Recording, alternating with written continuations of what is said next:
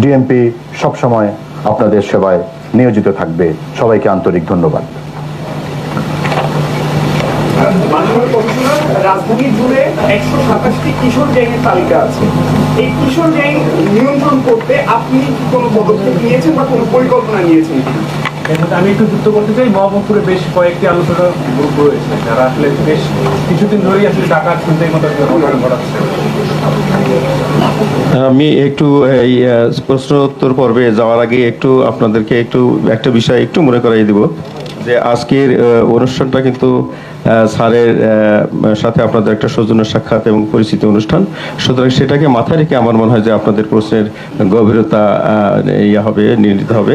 তা স্যার নতুন এসেছেন, অনেক কিছু হয়তো স্যারের নলেজে হয়তো নেই বা এখনো আসেনি, তো আমার মনে হয় যে সে বিষয়ে ব্যবস্থা নেবেন। ধন্যবাদ। কিশোর গ্যাংয়ের বিরুদ্ধে আমাদের অভিযান অব্যাহত আছে এবং আপনারা জানেন যে কিশোর গ্যাং বিরুদ্ধে আমাদের যে শক্ত অবস্থান, এর ধারাবাহিকতায় আমরা মোহাম্মদপুরে একটি পুলিশ ফাঁড়ি প্রতিষ্ঠা করেছি।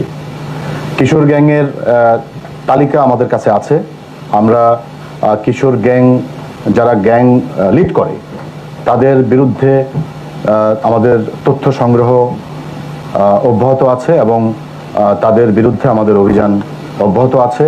তবে এই ক্ষেত্রে আমি বলবো, কিশোর গ্যাং আপনারা নিশ্চয়ই জানবেন যে কিশোর গ্যাংয়ের অনেক সদস্যকে আমরা এর মধ্যে আমাদের আইনের আওতায় নিয়ে এসেছি এবং পর্যায়ক্রমে আমাদের কিশোর গ্যাংয়ের এই যারা সদস্য তাদের সবাইকে আইনের আওতায় নিয়ে আসা আমাদের পরিকল্পনা। তবে এই ক্ষেত্রে সামাজিক প্রতিরোধ প্রয়োজন, কারণ কিশোর গ্যাংয়ের যে বিস্তার এটি আসলে একা পুলিশের পক্ষে কঠিন হবে, কারণ এটা যদি সমাজ থেকে প্রতিরোধ আসে তাহলে এই কিশোর গ্যাংয়ের যে অপরাধ, সে অপরাধ বিস্তারে প্রতিরোধে আমরা সহায়ক ভূমিকা পালন করবে। এজন্য আমার মনে হয় কিশোর গ্যাংয়ের যে অপরাধ, সেই অপরাধ বিস্তারে জনগণ, সাংবাদিকবৃন্দ, পুলিশ, আমরা সবাই মিলে একসাথে কাজ করতে হবে। ধন্যবাদ। একটা প্রশ্ন, যে সন্ত্রাসীদের ব্যাপারে দীর্ঘদিন ধরে ঢাকার নানা রকম ঘটনা ঘটছে, এই ব্যাপারে কি আপনি কোনো নির্দেশনা আছে? জামিনে মুক্ত অনেকে তথ্য শুনি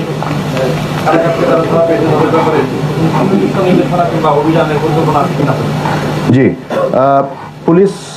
বাংলাদেশ পুলিশ শীর্ষ সন্ত্রাসীদের বিরুদ্ধে সাঁড়াশি অভিযান শুরু করেছে।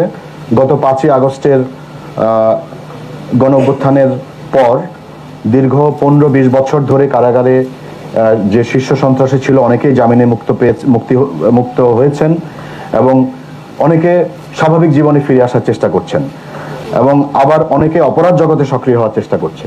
তো যারা অপরাধ জগতে সক্রিয় হওয়ার চেষ্টা করছে এবং যারা অপরাধ এবং অপরাধীদের সেই গ্রুপে আবার তারা সংগঠিত করছে, তাদেরকে আমরা অবশ্যই গ্রেফতার করব এবং তাদের বিরুদ্ধে আমাদের অভিযান অব্যাহত আছে। মাননীয় কমিশনার, আমার নাম লতিফ রানা, আমি কাজ করি। আমার প্রশ্ন হচ্ছে যে সরকারের সময় ঢাকা মহানগরীর বিভিন্ন থানাগুলিতে জনসেবার নামে বিভিন্ন কর্মসূচি নিয়েছিলেন, যেমন তার মধ্যে ডেলিভারি সার্ভিস।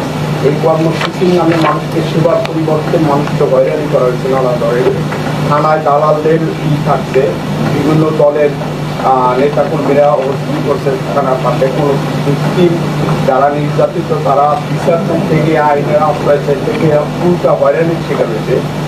এই বিষয়গুলো আপনি দেখছেন কিনা বা থানার দালাল মুক্ত থাকবে কিনা? অবশ্যই থানা হবে জনবান্ধব,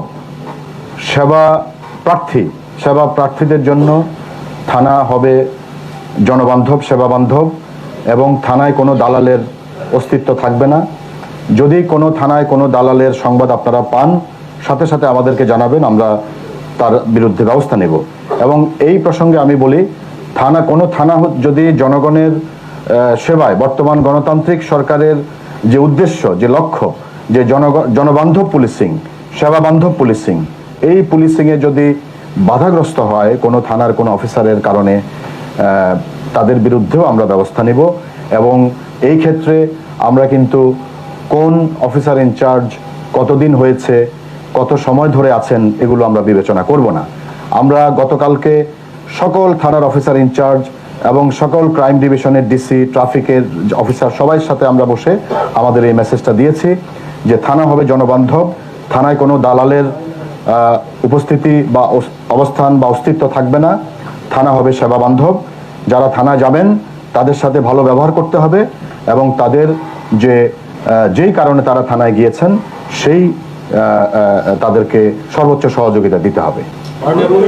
আমি লক্ষ্মী ভাই সাথে একটু যুক্ত করতে চাই যে দুইটা দিক সুনিশ্চিত করতে পারবেন কি জনগণের কাঙ্ক্ষিত সেবা এবং পুলিশের ভালো ব্যবহার। আমরা সম্প্রতি দেখতেছি যে অল্প দিনেই পুলিশ আগের মতো চলে যাচ্ছে, আগের দিনের মতো আমরা বেশি না বলি, বেশি করে ট্রাফিক সার্জেন্টরা গায়ে হাত তুলছে, পথচারী যারা যাচ্ছে বা বাস চালক কিছু চালকদের টার্গেট করে মামলা দেওয়া হচ্ছে, তাদের গায়ে হাত তোলা হচ্ছে, অপরাধ তুলে মামলা দিয়ে ফেলে স্বাভাবিক। গায়ে হাত তোলা, খারাপ ব্যবহার করা এবং আগের সেই ব্যবহারে তারা চলে যাচ্ছে। রাজধানী ম্যাক্সিমাম ট্রাফিক সার্জেন্ট তারা। তো এ ব্যাপারে আপনারা ভূমিকা রাখবেন, মূলত কাঙ্ক্ষিত সেবা নিশ্চিত করে দিতে পারবেন কিনা জনগণের, আমরা সমস্যাটা শুরু করি। তাদের কাছ থেকে অস্ত্রগুলো নিয়ে নেবেন, কারণ সার্জেন্টরা এখন অস্ত্র পাওয়া ধন্যবাদ। আমি যোগদান করেছি গত 17 তারিখ, আজকে তৃতীয় দিন। আমি যোগদান করার প্রথম দিনে আমি বলেছি আমার অফিসারদেরকে আমাদের জনগণের সাথে কোনো ধরনের খারাপ ব্যবহার, দুর্ব্যবহার এবং তাদের কারো সাথে যদি কেউ যদি আইন না মানতে চায় তাহলে তার বিরুদ্ধে আইনগত ব্যবস্থা গ্রহণ করতে হবে। তার সাথে কোনো ধরনের দুর্ব্যবহার বা তার কারো গায়ে হাত তোলা প্রশ্নই আসে না। আমরা সেটা কঠোরভাবে দেখব। এটা বন্ধ হবে যদি কেউ করে থাকে, এবং আমার সময়ে যদি কেউ এটা করে থাকে আমি অবশ্যই তার বিরুদ্ধে ব্যবস্থা নেব। এবং এখানে আমাদের ট্রাফিকের এডিশনাল কমিশনারও আছেন, তিনিও আপনাদের কথা শুনেছেন, তিনি নির্দেশনা দিবেন, আমরা এর মধ্যে দিয়েছি। আমাদের টার্গেট হবে জনবান্ধব পুলিশিং, সেবা বান্ধব পুলিশিং, যেটা বর্তমান গণতান্ত্রিক সরকারের মূল লক্ষ্য। কমিশনার 5ই আগস্টের পরে ডিএমপির বেশ কিছু থানা পুড়েছে, লুট হয়েছে এবং পাশাপাশি কিন্তু ডিএমপির অনেক গাড়ি যেটা আসলে সেবার মূল বাহন আর কি জিনিস, সেই বাহনটাই কিন্তু সংকট, অনেক গাড়ি পুড়ে